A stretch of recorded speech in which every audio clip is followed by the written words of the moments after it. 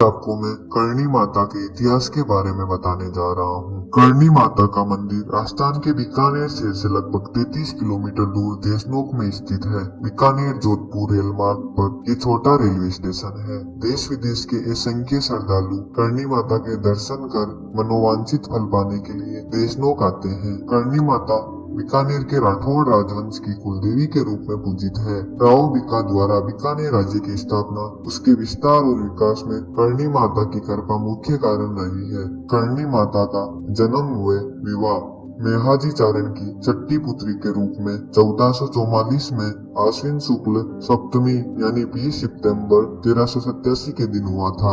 उनका विवाह साटिका ग्राम के निवासी दीपोजी के साथ हुआ, पर वे वैवाहिक जीवन से विरक्त रही। उनकी प्रेरणा से दीपोजी का विवाह उनकी छोटी बहन गुलाब के साथ हुआ। करणी जी ने छोटी बहन के चारों पुत्रों को पुत्रवत माना। ये चारों पुत्र बारी बारी एक मास तक करणी माता की सेवा में रहते थे। बाद में वही करणी माता के मंदिर के पुजारी बने। अब उन्हीं के वंशज बारी बारी मंदिर में पूजा करते हैं। करणी माता का देहावसान। करणी माता द्वारा चैत्र शुक्ल नवमी 1595 यानी 23 मार्च 1538 को 151 वर्ष की आयु में लौकिक शरीर त्याग दिया था। चैत्र शुक्ल चतुर्दशी को देशनोक के उसी गुम्बारे में उनकी प्रतिमा स्थापित की गई, जिसमें वे निवास किया करती थी। उस गुम्बारे का निर्माण उन्होंने अपने हाथों से किया था। कालांतर में उसी गुम्बारे के ऊपर मंदिर बना, जिसका कर्म से विकास होता रहा।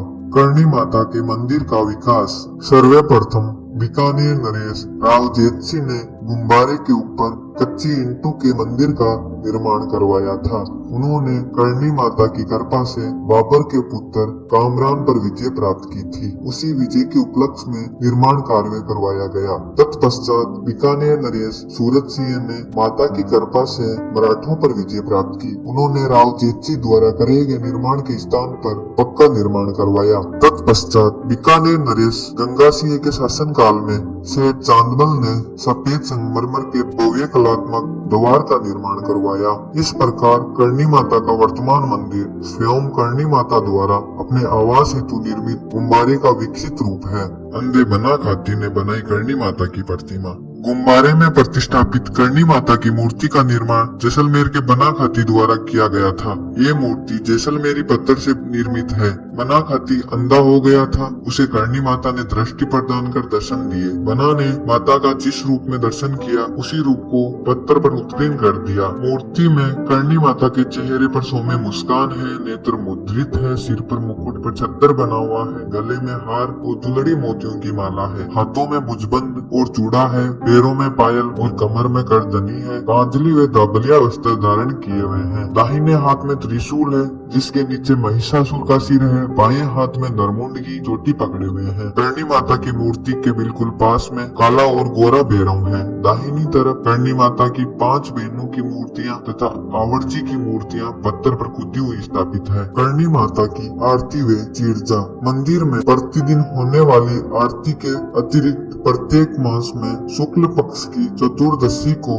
विशेष पूजा व भोग आरती होती है तथा जागरण होता है। जागरण में माता जी का गुणगान होता है, जिसे चीरजा कहते हैं। देशनोक की तेमड़ा राय और नेहेड़ी जी। देशनोक में करणी माता से संबंध 2 और स्थान है। पहला आई माँ तेमड़ा राय का मंदिर है। मंदिर में तेमड़ा राय की मनोहर प्रतिमा है। चौकोर पाट पर 7 बहनों की मूर्तियां उत्कीर्ण है। दूसरा स्थान नेहेड़ी जी है। देशनोक की स्थापना से पहले करणी माता पास के भीड़ में रहती थी। वहाँ उन्होंने दही बिलोने के लिए नेहेड़ी के रूप में खेजड़ी की गीली लकड़ी रोपी थी। वह नेहेड़ी हरी भरी खेजड़ी हो गई। सदियों से खेजड़ी की नेहेड़ी जी नाम से पूजा हो रही है। चूहों वाली माता करणी माता। करणी माता के मंदिर की एक विलक्षण विशेषता यहाँ स्वच्छंद विचरण करते हुए चूहे हैं। उन्हें काबा कहा जाता है। इस विषय में श्री रघुनाथ प्रसाद तिवारी अपनी पुस्तक में हमारी कुल देवियों में लिखते हैं, माताजी के मंदिर में काबे बहुत सारे हैं, जो सर्वत्र मंदिर भर में स्वतंत्रता पूर्वक विचरण करते हैं। उनकी अधिकता के मारे दर्शनार्थियों को बहुत बच बचकर मंदिर में चलना पड़ता है, जिससे वे दबकर मर न जाएं। कहते हैं देवी जी के वंशज चारण लोग ही मरने पर काबा हुआ करते हैं और फिर काबे से चारण होते हैं। यमराज पर क्रोधित होने के कारण ही उन्होंने अपने वंशजों के लिए ऐसा प्रबंध किया था। यही कारण है कि लोग इन्हें भी आदर की दृष्टि से देखते हैं और श्रद्धा अनुसार दूध मिठाई आदि खिलाया करते हैं। इन चूहों के कारण लोग इन्हें चूहों वाली माता भी कहते हैं। इन चूहों के बीच कभी कभी सफेद चूहे के रूप में घूमती देवी जी भी भक्तों को दर्शन दिया करती है। ये काबे मंदिर की मर्यादा से मर्यादित है। ये मुख्य द्वार से बाहर नहीं जाते हैं, इसलिए कहा जाता है काबा का लोपे नहीं।